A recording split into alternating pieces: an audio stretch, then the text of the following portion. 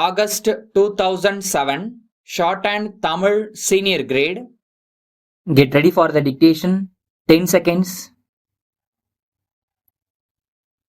5 seconds. Start.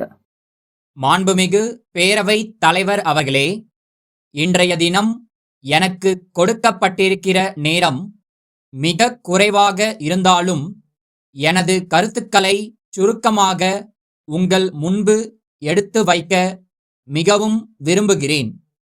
காவல்துறை பற்றிய கொள்கை விளக்கக் குறிப்பில் பல திட்டங்கள் கூறப்பட்டுள்ளன. அவற்றில் ஒன்று காவலர்களுக்கு வீட்டு வசதி. கிராமப்புறங்களிலாவது காவல்துறையைச் சார்ந்தவர்களுக்கு வீட்டு வசதி கிடைக்கும். நகர்ப்புறங்களில் அவர்களுக்கு பாதுகாப்பான வீட்டு வசதியை அரசு ஏற்படுத்தி கொடுக்க வேண்டும். அரசு துறைகளிலே மிகவும் முக்கியத்துவம் வாய்ந்தது காவல்துறை ஆகும். அரசின் திட்டங்களை நிறைவேற்றும் போது ஏற்படுகிற விரும்பத்தகாத நிலைமைகளை கூட சமாளித்து மக்களுக்கு நீதி கிடைக்க காவல்துறை பாடுபட வேண்டியுள்ளது. எவ்வளவுதான் நடுநிலைமையோடு காவல்துறையினர் பணியாற்றினாலும் காவல்துறையினரின் நடவடிக்கையால் பாதிக்கப்பட்டவர்கள் அந்த துறையினரை கடுமையாக விமர்சனம் செய்ய தவறுவதில்லை. காவல்துறையினர் தங்கள் உடைமைகளை ஆற்ற வழி செய்யும் வகையில் அரசு அவர்கள் பக்கம் துணை நிற்க வேண்டும். அரசியல்வாதிகளின் செல்வாக்கு காவல்துறையினருக்கு எதிராக பயன்படுத்தப்படுகிறது என்ற கவலை மக்கள் அனைவருக்கும் ஏற்படுகிறது. நகரங்களிலும் மாநகரங்களிலும் தொழிற்சாலைகள் அதிகமாக இருப்பதன் காரணமாக தொழிற்சங்க நடவடிக்கைகளும் மிகுந்து காணப்படுகின்றன. வேலை நிறுத்தம், கதவடைப்பு போன்றவை நிகழும்போது காவல்துறையினரின் உதவி தேவைப்படுகிறது. காவல்துறை நியாயத்தின் பக்கம்தான் நிற்க வேண்டும் என்ற போதிலும் சட்டம் ஒழுங்கு பிரச்சனை ஏற்பட்டு கலவரம், குழப்பம் ஏற்படாமல் தடுக்கும் கடமை காவல்துறைக்கு உள்ளது என்பது மறுக்க முடியாத உண்மையாகும். அதேபோன்று மாணவர்கள் ஏதாவது காரணத்திற்காக போராட்டம் தொடங்கி விடுகிறார்கள். மாணவர்கள் சம்பந்தப்பட்ட போராட்டங்களில் காவல்துறை கடுமையாக நடந்து கொள்ள முடிவதில்லை. மாணவர்களின் போராட்டங்களில் சமூக விரோதிகள் புகுந்து கொண்டு மாணவர்களின் பெயரால் பல குழப்பங்களை விளைவிக்கிறார்கள். சுதந்திர போராட்ட காலத்திலிருந்தே மாணவர்களை பயன்படுத்துகிற வழக்கம் இருந்து வருகிறது.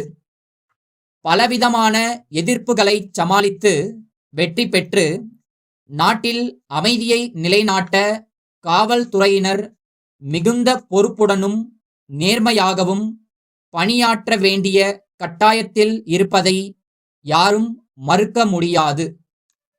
சவால்களை எதிர்கொள்ள வேண்டிய நேரங்களில் காவல்துறை முறையான நடவடிக்கைகளை மேற்கொள்ள வேண்டும். அதே நேரத்தில் சம்பந்தப்பட்டவர்களிடம் மிகவும் கடுமையாகவும் நடந்து கொள்ளக்கூடாது. ஜனநாயக முறையில் நியாயமான நடவடிக்கைகளை எடுத்து பிரச்சனைகளை தீர்க்க வேண்டிய தலையாய கடமை காவல்துறையினருக்கு உள்ளது. காவல்துறையில் பணியாற்றுகிறவர்களுக்கு உள்ள குறைகளை கேட்டறிந்து நிவர்த்தி செய்வது மிகவும் அவசியம். வீட்டு வசதி செய்து கொடுப்பது போன்ற சில கோரிக்கைகளை நிறைவேற்ற சிறிது காலத்தாழ்வு ஏற்படலாம். சிறிய மனக்குறைகளை உடனுக்குடன் தீர்ப்பது அவசியமாகிறது.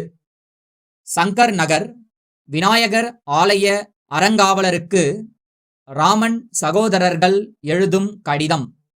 அன்புடையீர், ஆலயத்தைச் சுற்றிலும் கட்டிடங்கள் கட்டி அவற்றை கடைகள் வைக்க வாடகைக்கு விடப்போவதாக தெரிகிறது.